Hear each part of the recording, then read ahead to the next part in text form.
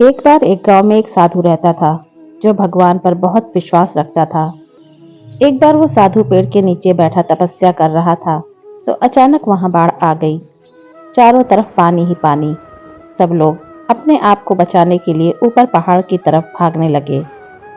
उनमें से एक आदमी ने देखा कि इस हालत में भी साधु जी भगवान की तपस्या कर रहे हैं। उसने सोचा कि ये अपने आप को बचाने के लिए कहीं जा क्यों नहीं रहे हैं। तो उसने साधु से बोला, अरे आप कहीं जा क्यों नहीं रहे हो? आप भी मेरे साथ ऊपर पहाड़ की तरफ चलो, नहीं तो डूब जाओगे। साधु बोले, अरे हमें क्या होगा, मैं भगवान की इतनी तपस्या करता हूँ, मुझे कुछ नहीं हो सकता, मुझे भगवान अपने आप बचाने आएगा। धीरे धीरे पानी साधु के कमर तक आ गया। अब लोग वहां से नाव लेकर निकलने लगे तो उनमें से एक साधु ने कहा, अरे पानी आपके कमर तक आ गया है, आप हमारे साथ चलो। तो साधु ने कहा कि नहीं नहीं, भगवान मुझे अपने आप बचाएगा। और वो नाव वाला भी वहां से निकल गया। कुछ देर बाद पानी इतना बढ़ गया कि साधु के सर तक पहुंच गया और अब लोगों को बचाने के लिए हेलीकॉप्टर निकलने लगे। एक हेलीकॉप्टर साधु के पास आया जो कि आखिरी हेलीकॉप्टर था।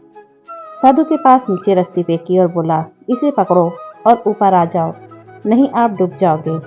ये आखिरी हेलीकॉप्टर है और आपके पास में दूसरा कोई रास्ता नहीं है बचने के लिए। साधु ने कहा, ये रस्सी वापस ऊपर खींच लो और आप चले जाओ। मुझे भगवान के ऊपर पूरा भरोसा है, वो मुझे बचा लेगा। पानी काफी ऊपर आ गया, पेड़ डूब गया और साधु की भी डूबने से मौत हो गई। मरने के बाद साधु भगवान के पास गया और बोला, हे भगवान, मैंने पूरी जिंदगी आपकी तपस्या की, मेरा सारा जीवन मैंने आपकी आराधना करने में लगा दिया, फिर भी इतनी भरोसे के साथ इंतजार किया कि तुम मुझे बचाने आओगे, लेकिन वहां मेरी डूबकर मौत हो गई और तुम नहीं आए, ऐसा क्यों? भगवान बोले, मूर्ख इंसान, एक नहीं 3 बार आया था, वो तीनों बार मैं ही तो था। पहला पैदल, दूसरा नाव के द्वारा और तीसरा हेलीकॉप्टर के द्वारा, लेकिन तुमने मेरा एक भी अवसर पहचान नहीं पाया। पता नहीं किसका इंतजार कर रहा था। दोस्तों, इस तरह से जिंदगी में हमें ऊपर वाला बहुत ही मौके देता रहता है, लेकिन हम सब उस मौके को ठुकरा कर पता नहीं किस चीज़ का इंतजार कर रहे होते हैं कि वो होगा तभी मैं करूँगा। और इस बात पर अड़े रहने से एक वक्त के बाद वो मौका हाथ से निकल जाता है और हम कुछ नहीं कर पाते हैं।